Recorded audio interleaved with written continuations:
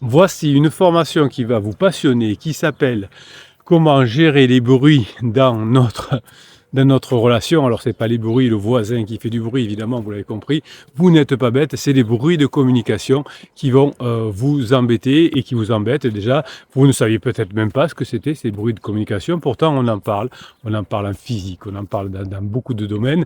Et évidemment on en parle dans la relation de couple. Il fallait que je vous fasse cette formation qui est terrible, qui est extraordinaire, parce que vous en aviez besoin et vous me l'aviez déjà demandé. Et c'est important que je puisse répondre à vos demandes. Donc cette formation va vous permettre de voir quelles sont les perturbations de communication que vous pouvez avoir dans votre couple, notamment au niveau de la, comment on appelle ça, je vais y arriver, de la crise. Et bien cette formation 2h30 va vous permettre évidemment de comprendre tout cela. Alors d'abord, qu'est-ce que vous allez apprendre? Eh bien, qu'est-ce que sont les bruits de communication, hein, les bruits physiques, les bruits sémantiques, les bruits contextuels, les bruits internes. Tout ça, ça agit comme des parasites qui vont déformer les messages et qui créent des malentendus profonds entre vous et votre conjoint. Vous allez apprendre à les déterminer, surtout à faire en sorte qu'ensuite, ils ne soient plus là, ils ne soient plus présents, et que vous puissiez tranquillement mieux communiquer avec votre conjoint, échanger sur des besoins, du badinage, etc., une fois qu'on aura enlevé tous ces bruits qui vous embêtent. Donc déjà, il faut avoir conscience de ces bruits, déjà connaître, savoir que ça existe, ensuite les repérer, et ensuite savoir évidemment comment on va leur tordre le cou pour pouvoir avancer. Donc tout ça va passer par une introspection comme fondement de cette nouvelle communication, hein. On va vous apprendre cette introspection au fur et à mesure de la formation. C'est une exploration de votre monde intérieur, c'est préalable à toute manifestation évidemment communicationnelle, et vous allez d'abord utiliser une méthode pour voir vos bruits internes personnels à vous, et ensuite une fois que vous aurez vu vos bruits internes, vous pourrez évidemment les analyser, mais tant que vous ne le connaissez pas, ce ne sera pas facile de voir les bruits qui parasitent vos échanges. Donc évidemment vous allez avoir un fichier de neurohypnose qui va vous aider, mais vous allez apprendre aussi, au fur et à mesure d'exercice, à tenir un journal émotionnel où l'identification des déclencheurs vont permettre de développer votre conscience de soi, votre gestion émotionnelle. Je sais que pendant une crise, hein, vous me dites ça souvent en coaching, capitaine, c'est souvent la difficulté de gérer mes émotions qui est là, qui me fait le plus mal, qui fait que finalement je peux ne pas arriver à comprendre mon conjoint, ou mon conjoint n'arrive pas à me comprendre. Donc vous allez apprendre ce travail individuel qui va développer votre intelligence émotionnelle et qui va améliorer significativement votre capacité de communiquer efficacement avec votre partenaire. Vous me direz effectivement, comme d'habitude, capitaine, si j'avais su ça avant, eh bien oui, mais hein, c'est pas grave, on va l'apprendre. Le tout, c'est de l'apprendre. Donc le but, c'est pas d'utiliser des techniques de reformulation, hein, qui vont consister à répéter avec vos propres mots ce que votre partenaire vous dit, hein. Ça c'est le psy de quartier qui le fait pour gagner du temps. Évitez, voilà. Alors des fois, si vous n'avez pas compris, vous pouvez le faire, attention. Dis, attends, j'ai pas compris. Moi j'ai compris que tu voulais me dire ça, est-ce que c'est bien ça ou... Oui, d'accord, ok. Mais ne faites pas le truc du psy, où dit je vais penser à changer ma voiture. Ah, vous avez pensé à changer votre voiture? Oui, je viens de te le dire, abruti. Donc ça, évitez ces reformulations parce que ça fait plus de bruit qu'autre chose. Donc vous allez reformuler évidemment, vous allez demander des précisions à votre conjoint, mais à condition seulement évidemment que vous n'ayez pas bien compris, ou qu'il y ait quelque chose de doute, ou que ce soit confus, ou qu'il y ait beaucoup de demandes de votre conjoint en plusieurs choses. On dit, bon, attends, si j'ai bien compris, est-ce que d'abord tu veux qu'on parle de ça? Voilà, donc là, à la limite. Mais quand c'est clair, moi j'ai envie de te dire quelque chose, j'ai envie qu'on en parte plus souvent en voyage. Bon, après on peut aller dans des questions ouvertes, quel type de voyage évidemment. Donc vous allez apprendre à cette formation à créer ce que j'appelle les zones tampons de communication, qui sont des moments privilégiés dans des lieux dédiés. Alors vous savez qu'il vaut mieux pas le faire à la maison, il vaut mieux le faire dans un restaurant par exemple, ou dans une balade où il n'y a pas de distraction, et où vous allez avoir une écoute concentrée, des échanges de qualité. Vous savez que si vous êtes à la maison, qu'il y a les enfants qui sont au milieu, que Pansement envoie un message, que votre conjoint arrête pour aller répondre à Pansement, enfin, qu'il y a la télé qui arrive, un voisin qui passe. Donc on ne peut pas avoir ces moments de qualité, et ça ce sont des bruits contextuels qui sont là, qui sont présents, et qui font très mal évidemment au fur et à mesure du couple. Donc les espaces que vous allez apprendre à créer, qui sont des espaces protégés, vont vous permettre de capter les signaux faibles dans la communication, c'est-à-dire ces petites insatisfactions ou besoins non exprimés qui se transforment évidemment en problèmes majeurs ensuite, hein. Vous me dites souvent en coaching, je ne comprends pas, la bombe elle est arrivée du jour au lendemain. Et puis quand on fait un travail sérieux en coaching, on s'aperçoit qu'il y avait plein de petites choses auparavant que l'on n'avait pas vu, mais que l'on va apprendre à voir au fur et à mesure, évidemment, de la formation. Donc vous allez instaurer régulièrement ces zones, la promenade, le repas au resto où il n'y a pas le téléphone. Et tout ça va démontrer finalement votre engagement dans la connexion.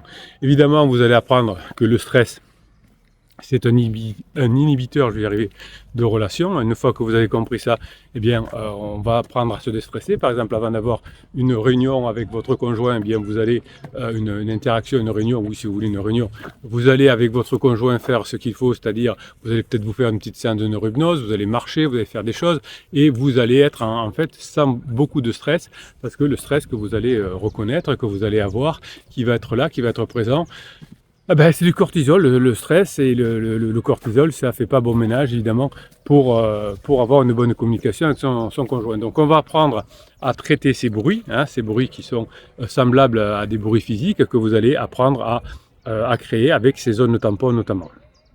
Donc vous allez apprendre aussi des petites techniques de respiration, le 4-7-8, la cohérence cardiaque, en fait toutes ces choses-là qui vont vous aider évidemment à comprendre petit à petit que si vous êtes, à même de vous calmer, de maîtriser vos pensées, de maîtriser vos émotions, et bien petit à petit, vous arriverez à récupérer non seulement votre conjoint, mais aussi une communication sans avoir beaucoup de bruit.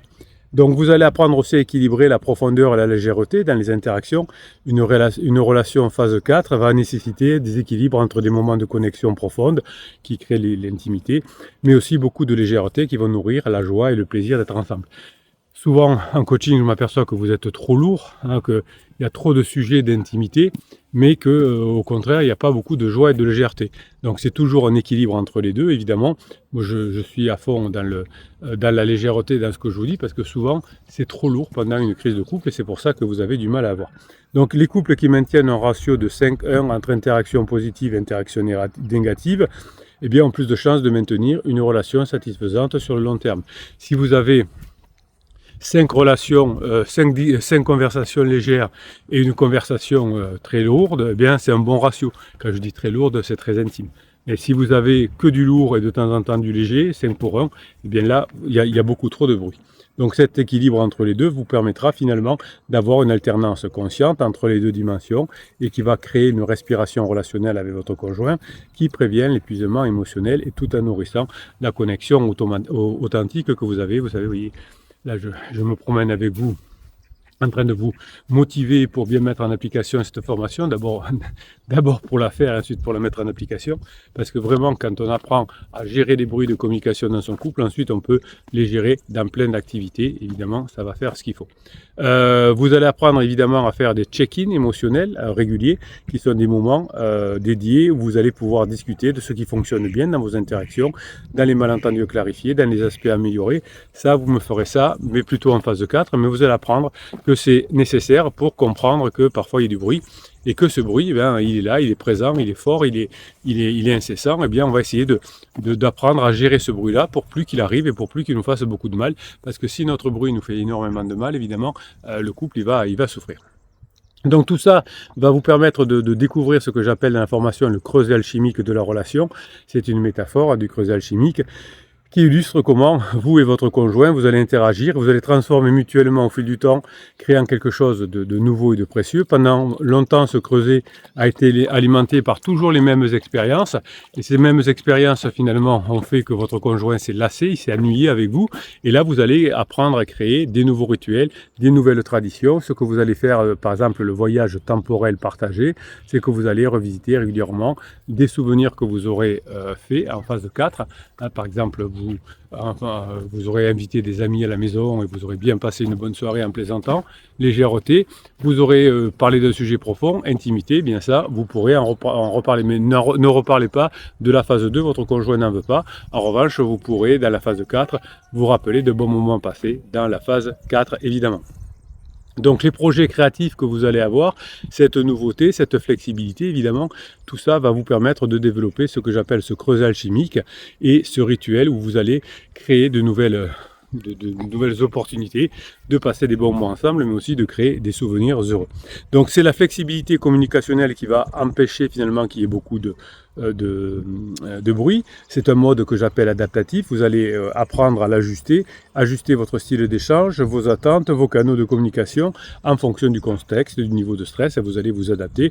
L'amour, c'est de la flexibilité, et la flexibilité, c'est une intelligence relationnelle, émotionnelle, avancée, et d'une réelle prise en compte, évidemment, des besoins de votre conjoint, parce que si vous arrivez à tenir compte des besoins de votre conjoint grâce à la flexibilité, eh bien, ce sera beaucoup plus facile de pouvoir passer cette phase 4, évidemment.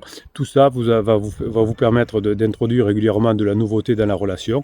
Vous allez apprendre dans cette formation que les neurosciences nous montrent que notre cerveau est programmé pour remarquer ce qui change, pas ce qui reste stable. Genre, votre conjoint ne se rappelle pas de la phase 2 où ça a été stable, il y a eu quand même eu des bons moments, mais il ne s'en rappelle pas.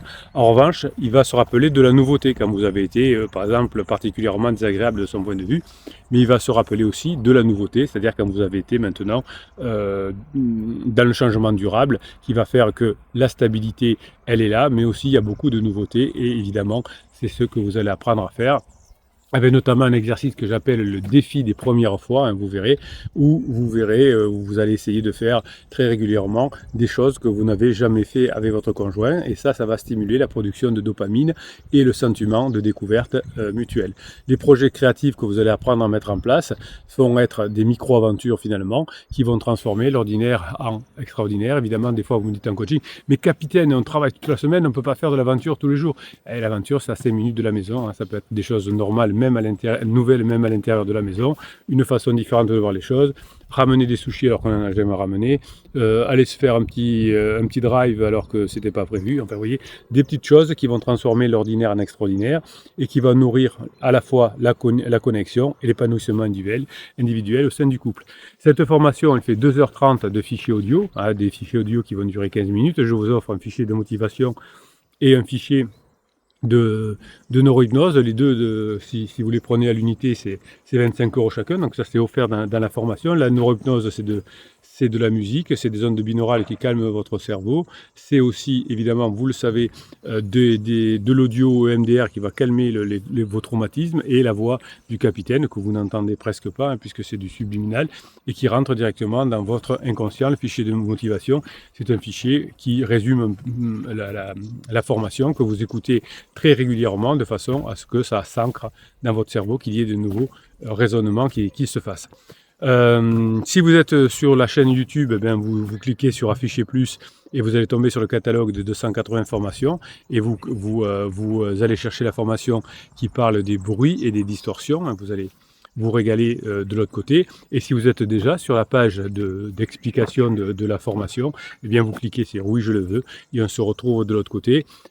Venez vers le groupe Facebook, venez vers les lives, venez vers le capitaine pour mettre en application ce que vous avez appris dans cette formation, pour demander conseil à mettre en application. Ne venez pas pour raconter votre vie sur le groupe Facebook, ça vous fait plaisir si vous voulez, mais on ne peut pas vous aider si vous dites ce qui se passe dans votre vie tous les jours. Mais en revanche, on peut vous aider à mettre en application les formations, à condition évidemment que vous le souhaitiez. Mes pirates adorés, on se retrouve dans la formation de l'autre côté. Je vous kiffe et je vous kiffe grave, passez la formation que vous méritez.